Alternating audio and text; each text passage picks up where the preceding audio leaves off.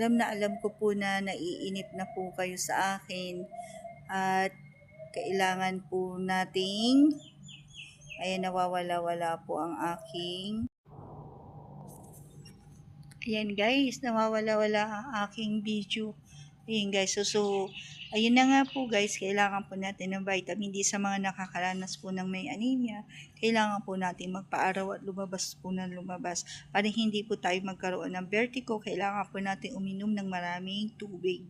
Ayan, para hindi po tayo magka-kidney stone. Kailangan po natin mag-diet at mag-isip ng paraan, hindi lang puro medicine. Kasi pag inanyo sa medicine, malulus po yung kidney nyo po guys. So ng mga herbal like lemon and ginger, like na beans sprout, ayan. So, ngayon may nadagdag na naman po ng aking na-research as a business na nakakatulong din po sa aking, ayan, nagsuswing ako, sa aking health na ginagawa.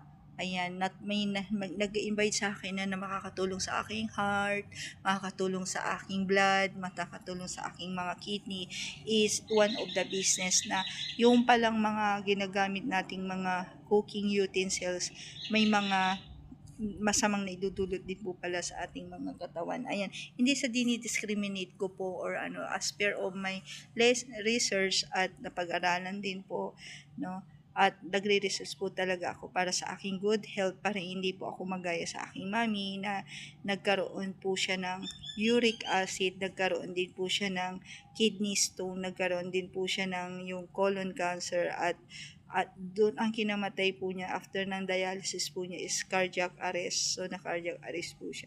So yun ang nangyari. Sakit, high blood and sakit sa puso. Ayoko pong mangyari. Yung pala nakukuha yung mga ganun sakit kasi napaka-diet ni mami. More on diet siya. Puro more on medicine capsule. Ganyan ang ininom ni mami ko before. So natatakot na po kung mangyari sa akin yun, na talagang parang nararanasan ko na rin sa aking pagtaba guys. Ayan, so at sana, ayan, medyo lumalabo yung paling ko. Tulungan po natin ang ating mga sarili sa mga nakakaranas na may anemia. Agapan na po natin.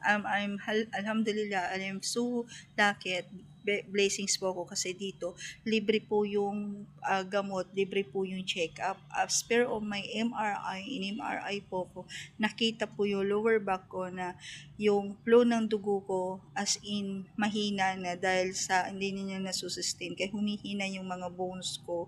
Ayan, at saka sa heart din, at saka sa what do you call this, sa may back, sa right side, sa like a scoliosis. Ayan, dati may scoliosis ako sa right side, bumubukol po yung likod ko. Ngayon lumipat po doon sa balakang ko. Yun ang parang alam nyo yung naggagano na nagkiskisan yung yung spine kabilaan ng lower back ko, yung buttocks ko, na masakit po talaga yung muko, umupo ng matagal, ayan, tumagilid, halos doon po siya naging weak yung mga buto-buto ko po guys. So wala na po akong mga refill na vitamins, so nag-worried na naman ako at babalik ako ngayong aking therapy, second therapy ko na po guys sa clinic ko po sa aking doktor, at nagre-request din sila ulit na MRI po ako ulit. Ayan, so sooner pag i-video ilalagay ko yung picture ko po dito sa video na to ng aking pagpapacheck up. Last year, nung na-hospital ako last year, nag-start akong ma-hospital, nalaman yung sakit ko noong 2023, 24 at 25, 2023, nung nakulong po ako ng 3 months po dito at nagpagamot po ako, pinagamot po nila ako sa hospital dito sa Hamad Hospital. Doon nalaman po pati yung mga MRI ko po guys. Ayan.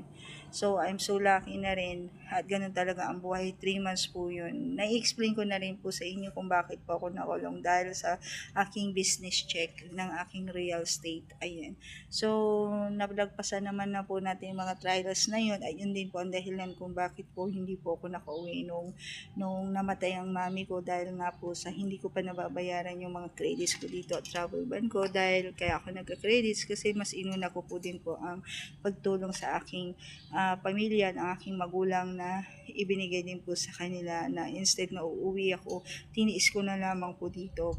Kaya at ayaw din akong pauwi ng aking mami. Kaya mas choice ko po na hindi na lang umuwi at sundin na lang ang advice ng aking mami. Pero ang pinakamasakit po guys, yung hindi mo makikita ang magulang mo na na na namatay or kahit man lang puntod po nila kasi sobrang hirap po ng aming buhay. Kaya nga po, isa po yan na dahilan din po nawalan din po ako ng trabaho. Isa yan na dahilan na nagsisikap din po ako na mag-vlogs, mag-YouTube, ganyan, para sa ganun ma-share ko po ang aking naranasan po sa buhay at baging strong din po yung mga solo parents na kagaya ko ng mga OFW na malagpasan po nila ang kanilang mga trials sa buhay as OFW na solo parents. Ako nga po nalagpasan ko, 5 ang anak ko, solo parents pa at breadwinner pa po ako. Ayan guys, so since nung nagkasakit po ko, nag-start yung struggle ko sa buhay, 2023, 24, 25 nagkaroon din po ako ng anxiety. So nag-therapy din po ako. So ngayon medyo okay na at nalalabanan ko na rin po yun every time na namimiss ko ang mami ko. Kaya naisipan ko pong mag-vlog. Ayan guys, so hindi naman po pwedeng humingi tayo sa ating mga anak. Hindi ko po ugali yan.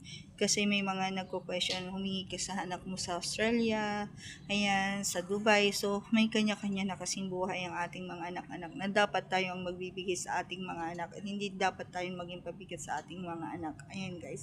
Sa mga naman nagko-question, yung 2 anak ko, hindi ako iniwanan ng mga anak ko. Ayoko kasi maging makasariling ina at ayoko maging selfish na ina na kailangan din nila ng kalinga ng kanilang daddy at kailanman kahit na naghiwalay na kami ng daddy nila is hindi ko pinagdamot ang kanilang daddy. Ayan. At pinalaya ko sila dahil nasa tamang edad na rin sila at kailangan nila ng daddy image, kailangan nila ng daddy nila. Ayan. So, hindi ko naman pinagdadamot yun sa kanila, sa mga anak ko. Nakuha sila ng daddy nila. I'm very thankful, mabait yung daddy nila at inalagaan at pinag-aral as a student's visa. Ayan, sa ibang bansa po. Ayan. Yun ang katotohanan po doon. Hindi yung iniwanan po ko ng dahil hindi po. Umalis lang po sila nung nakulong po ako ng 3 months kasi mas gugustuhin kong pumunta sila sa daddy nila for the safetyness kaysa mag-stay pa sila dito sa akin. Kasi nga po, ganun sa kalagayan. I'm very thankful na nangyari yun kasi kung hindi po nangyari, hindi ko malalaman po ang aking sakit na mayroon na pala akong anemia going to leukemia. So, I'm very lucky na intindihin ko na lamang po ang aking sarili para magpagamot. Ayan guys. Kasi ang daming mga nagko-question ng mga masasama na wala daw akong kwentang ina, makasarili daw ako, ganyan. Within 18 years, wala po talaga na itulong ang kanilang mga daddies, kundi communication lang. Kasi naiintindihan ko din naman ang kalagayan ng kanilang mga daddies na may kanya-kanyang buhay na ayan, mahirap din. So, never ko pinagkait ang aking mga anak. Ayan. So, ganun po talaga ang buhay. Trials lang ang ating buhay. Yun ang yung kwento ng My Day ng lola mo. So, I stay at home since last year kaya napag-isipan ko, I'm very thankful guys at andyan si YouTube na nalilibang po ko at ang nakakausap ko ang aking telepono, ang aking YouTube. Ayan guys, para po sa ganun, hindi ko mamakita ang aking mga apo is mapapanood po nila ang aking video. Ayan, ganun ko kamahal ang aking mga apo. 3 na po ang aking mga apo. Ayan. At happy ako na maging single. Happy po ako na solo mom. Happy po ako na solo lang ako. At hanggang career lang at business ang aking mga tinatahak at inaasikaso para sa aking second chapter in my life, para sa mga apo na ang aking pinaghahandaan.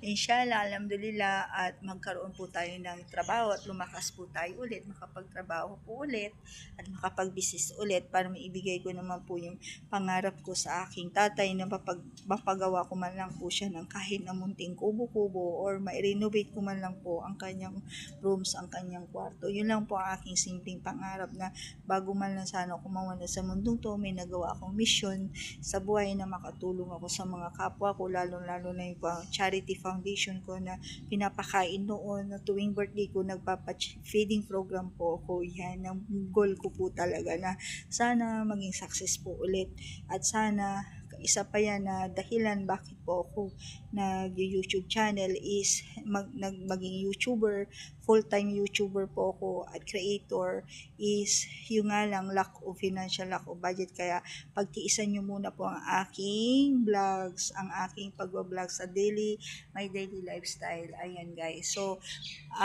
isa pa yan po na dahilan guys kung bakit din po ako ng YouTube na if ever may amang Diyos na maging successful ako na YouTuber at content creator na maishishare ko po yung maibabahagi ko, mapapasaya ko po kayo, masishare ko yung mga businesses, kung paano nyo i-handle ang life nyo to be strong woman as a OFW. Hindi lang po sa OFW tayo focus, kundi sa mga solo parents, sa mga napanghihinaan ng loob. Ayan, kung ano yung maishishare ko po sa inyong mga motivation is yun lang, hanggat abot ng aking makakaya na mapapasaya ko po kayo. Ayan guys.